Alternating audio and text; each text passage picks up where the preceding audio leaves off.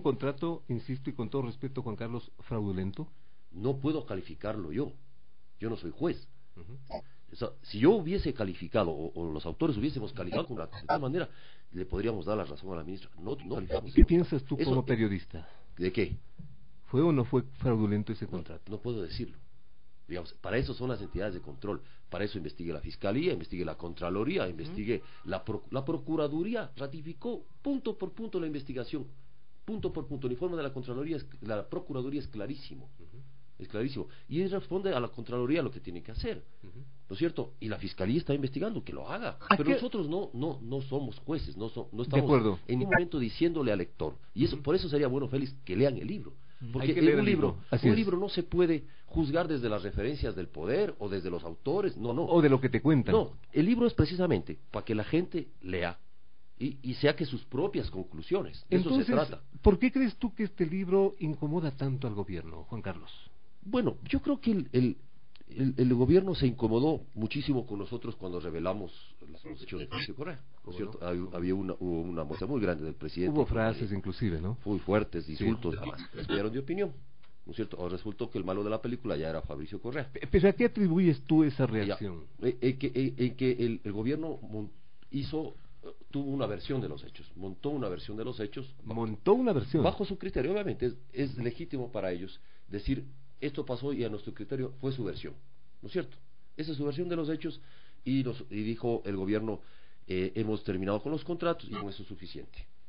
Nosotros con el libro decimos, fue suficiente. Es decir, aquí hubo un caso muy grave para el país, que vinculó a fondos públicos, que hubo que fue el hermano de un presidente, ¿no es cierto? ¿Grave por qué, Juan Carlos? Porque se afectó a la fe pública, porque se afectó a la fe pública. El hermano de un presidente es la primera vez en la historia del Ecuador que obtiene tantos millones de dólares en contratos. ¿De cuánto estamos hablando, Juan Carlos? Nosotros, yo puedo hablar por la cifra que nosotros luego la Contraloría examinó contratos vinculados en estos hechos por 167 millones de dólares y luego la veeduría ha dado versiones extraoficiales, la veeduría ciudadana, que se conformó de más de 300 millones. Entonces eso tiene que también ser confirmado, establecido. Claro, entonces, ¿qué es lo que le molesta al gobierno? Creo yo, a mi criterio, es que dos humildes periodistas, porque dos personajes, dos periodistas comunes y silvestres,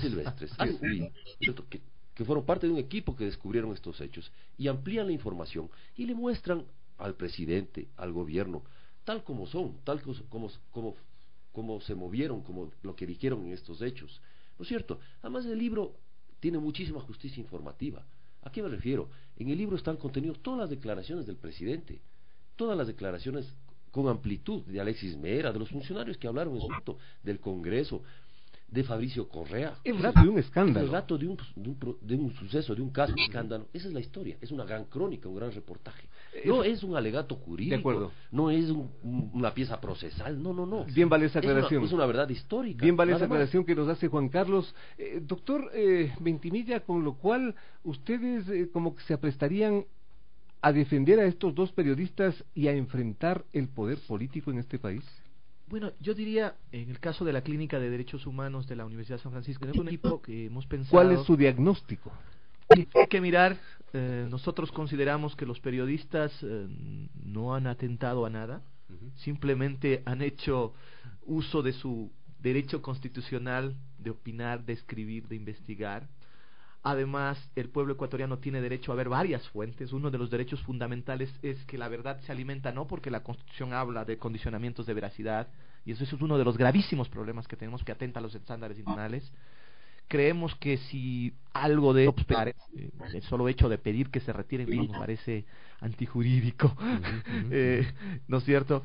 Y por ello es que hemos... Si es que esto prospera, dice usted. Si es que esto prospera. Por eso es que nosotros, para evitar cualquier cosa, hemos enviado una carta a la relatora especial de la libertad de expresión de la Comisión Interamericana. ¿Y hay acciones entonces? Claro, hemos enviado ya una carta en la cual explicamos, donde hacemos un análisis de jurisprudencia, donde vemos varios casos. Una de las estándares internacionales es que el mayor escrutinio de la sociedad lo tienen los funcionarios públicos. y en jurisprudencia internacional inclusive conceptos hasta hepáticos. Si los funcionarios públicos que llegan a un cargo público no solamente reciben criterios objetivos o investigación como la que han hecho Juan Carlos y Cristian, sino que también a veces pueden haber reacciones hepáticas, y los funcionarios públicos pues están en la obligación de revisar y de aceptar, salvo que existiera una malicia o un deseo claro de causar daño, que aquí no sucede. Y esa ley hay que probarla, demostrarla. Pero complicado enfrentar el poder desde el punto de vista legal. Bueno, poder político. Precisamente en Montecristi se ha aprobado una constitución que habla de derechos y justicia, precisamente para que el poder sea limitado. Y claro, yo creo que con estas acciones nos estamos atacando al Estado constitucional de derechos y justicia. Y además hay obligaciones en la Constitución, tanto en el artículo 11 como en el artículo 425 y 426, donde todos los funcionarios públicos, jueces, servidores públicos, todo el mundo, donde la señora ministra no es la excepción, tienen que aplicar la Constitución en cualquier cosa, cuando hay, en cualquier acción, cuando hay un choque entre las normas. Totalmente. Vemos que aquí, no solo la ministra, sino que muchísimos funcionarios, muchísimos jueces, todavía no le toman a la Constitución como la norma de referencia fundamental. Porque la diferencia está, y así lo dicen los teóricos del régimen, que hemos pasado de un Estado legal a un Estado constitucional de derecho. Eso quiere decir que la ley ha quedado por debajo, que la norma constitucional es la que debe guiar, debe ser el libro bitácora para todas las acciones públicas e inclusive privadas. Quedemos en ese punto, dejemos que el público procese toda esta complejidad y veamos qué ocurre en los próximos días, cruzando no solamente los dedos, sino los pensamientos, para que la libertad de expresión y para que los periodistas, dos periodistas silvestres, con todo respeto, los pasemos salvajes, dos periodistas silvestres sean respetados. Juan Carlos, ¿dónde se consigue el libro? Bueno, ahorita, excepto la librería Mr. Books, y lo digo así directamente porque no trabaja con la editorial, con Paradiso, excepto esa librería, está en todas las librerías. Digamos, ahorita ya se agotó. La última remesa. Si los libros que quedan en librerías es lo último que queda, y por eso hemos ya una segunda edición. ¿Por qué pedo del público? También hemos tenido el dudoso honor de ser pirateados, obviamente. Sí, porque honor para los periodistas y dudoso para el editor, porque es el que Oye, Juan Carlos, y vale agradecerle a la ministra, porque esto le hace más famosa. No se trata de eso. Yo es lo primero que he rechazado, es decir, nosotros no queremos, como te decía, ser protagonistas de esto. Totalmente. Somos silvestres, periodistas o periodistas silvestres. Que escriben una opinión. Nosotros escribimos una opinión, hacemos un libro, hemos hecho algunos libros, o sea, tú eres varios, tú eres testigo de nuestra historia, digamos, no hay jamás interés de ofender a nadie, de ser político, de actuar bajo ninguna otra circunstancia que no sea el derecho del público a saber. Y por eso hemos escrito El Gran Hermano, y escribiremos otros libros. Ojalá el gobierno nos diera la oportunidad, y creo que nos va a seguir dando la oportunidad de hacer otros libros de este gobierno, y de otros gobiernos que vengan, y de otras circunstancias de la vida. Tú sabes, yo escribí el libro Naufragio sobre la migración y muerte de los migrantes ecuatorianos en el Pacífico. Digamos, hay una muestra ahí que nuestra intención es afectar al gobierno de una manera, sino relatar lo que queremos hacer, y ojalá se nos permita, ojalá prime el sentido común, ojalá prime la racionalidad, o sea, no el hígado, que prime la racionalidad y prime el sentido común, porque, digamos, esto no nos afecta a nosotros, le afecta a la democracia. Perfecto. A la democracia. Y sobre todo al país.